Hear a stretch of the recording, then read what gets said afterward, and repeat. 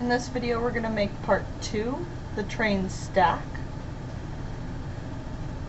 So this is a round part, so we're going to actually draw half of it, revolve it, and then remove the holes from the middle. So I'm going to start a new part. Start a new sketch. Doesn't matter which plane you select. This is the one I'm going to select. And we know our overall height is going to be that 1.75. So I'm going to start with a line from my origin, 1.75 tall. And then I'm going to come from the bottom.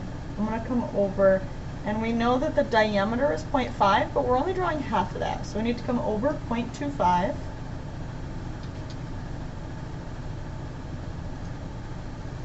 Sorry, I had to click to get back on the screen.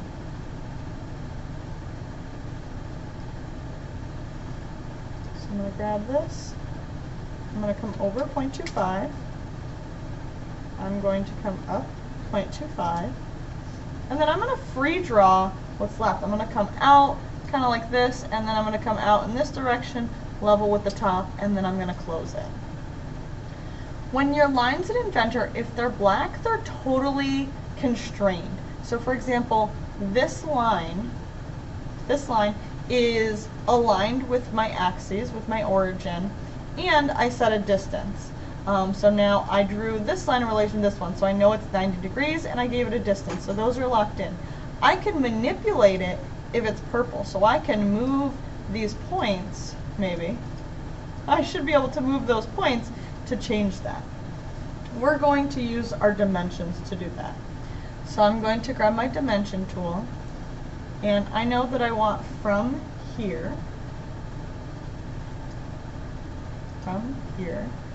to here, dimensions, point to point, and that's going to be my 0.625.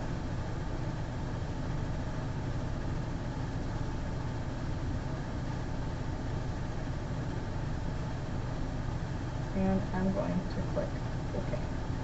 And I have that because my total diameter is 1.25. So I'm going to set that. It's okay that it's moving this. I can come in and modify. I should be able to grab those. Doesn't matter. Then I'm going to set from here to the bottom. Going to be my 1.5. And now I need to draw a construction line in because I want to tell it that this angle, or this line to this line, is 15 degrees.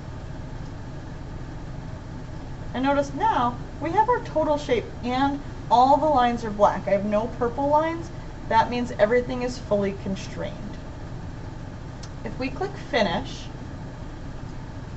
and then we go to revolve this, it wants us to select that line. Earlier when I was doing this, if that line wasn't a center line, I wasn't able to select it, but it was working here.